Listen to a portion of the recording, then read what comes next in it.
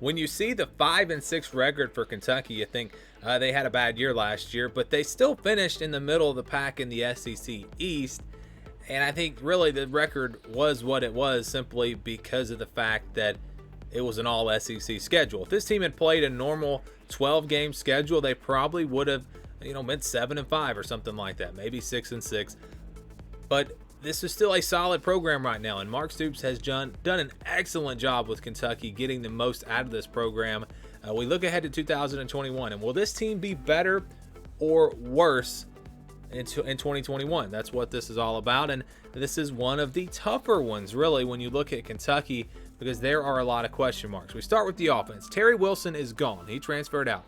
That's it's a big loss, but it's not like he was great in the passing game, and that's what it all comes down to for Kentucky. They've got to get better in the passing game. They haven't been able to throw the football for a long time, but they made a coaching change there, and we'll see how that works out. But they still have Joey Gatewood and Bo Allen. I think it'll be one of these two guys, but they don't have a proven quarterback. So to me, that is an issue. Changing the offense up year one, I'm a little worried. I don't know that they make a big jump, but you would expect them at least to be somewhat better offensively. Rose is gone at running back, but you still got Smoke coming back. You still got Chris Rodriguez. The running game should be fine. Wide receivers, they don't lose anybody, but they just didn't have much production from that position last year. Really, outside of Josh Ali, receivers were not very good for Kentucky last year, and just overall the passing game was not good. I expect that to improve. I think with a better passing attack, a new offense, you'll see some receivers start to emerge for this team. At tight end, they do return Justin Rigg. So offensively, you lose Terry Wilson, you lose A.J. Rose at running back. Other than that, everyone else comes back except for the offensive line. We get into the offensive line, they lose Landon Young, they lose Drake Jackson. Two huge losses. These are great players for Kentucky, All-American type players. But Luke Fortner's coming back. He was a senior. He's going to come back for an extra year. That was maybe a little bit of a surprise. Kennard is also coming back. That one I think was a surprise as well. He was not a senior, but he was a junior that could have went to the NFL. So I think offensive line for Kentucky still looks really solid, even with the two big losses. They've done a really good job on that offensive line and have developed into one of the better offensive line units, I think, in the SEC consistently now. So that's the good news for Kentucky. I think offensively, it really just comes down to the new offense and how do these players, how does it all fit together? Are they successful on that side of the ball?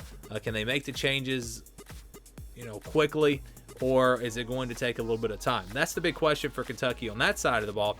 Defense, Mark Stoops has done an excellent job with the Kentucky defense. They've been very solid now for several years in a row. They're not an elite defense, but for Kentucky, I think they're pretty solid. They lose a lot, though. We're talking about Looney, Hoskins, and Bohanna on the defensive line. Those are big losses. Davis, Watson at linebacker, two really good players there. And then in the secondary, your top two cornerbacks, and Kelvin Joseph and Brandon Eccles both will be gone. So they are really going to have to replace a lot on defense. And this is not Alabama. They don't just reload players. It's going to be up to some of the younger guys to step up. They do have other players that I think will step up and be leaders and take that next step into being, I wouldn't say superstars, but being top players in the SEC. I like DeAndre Square at linebacker. What about Josh Paschal at defensive end? I expect him to be one of the top defensive players in the SEC next year. So you see they've got guys like that.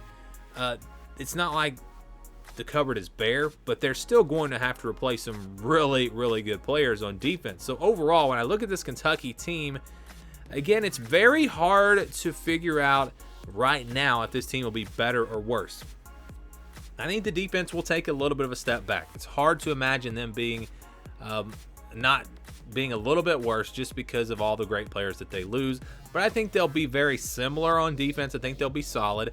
Offensively, it's going to come down to the coaching change and the quarterback. How does that all work together? Do they get better in the passing game? If they're able to do that, Kentucky should be better. And I don't know that they challenge Georgia in the East, but I think they're going to be potentially good enough to maybe finish number 2 in the East. I think that's a possibility.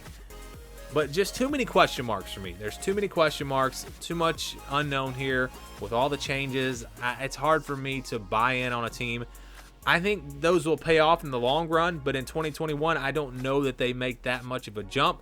I do, however, think they'll be as good. So I'm going to say not better, not worse. For Kentucky, I think 2021 is a very similar team overall. Maybe they look a little bit different, but the success, I think, will be very similar.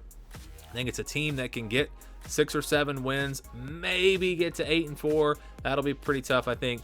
But it's a team that can have another 7-5 type year, maybe win a bowl game, and really start to build off of that and get back to where they were a couple of years ago, and maybe get back to a New Year's Six Bowl in the near future. But for me, in 2021, Kentucky, very similar to how they were in 2020.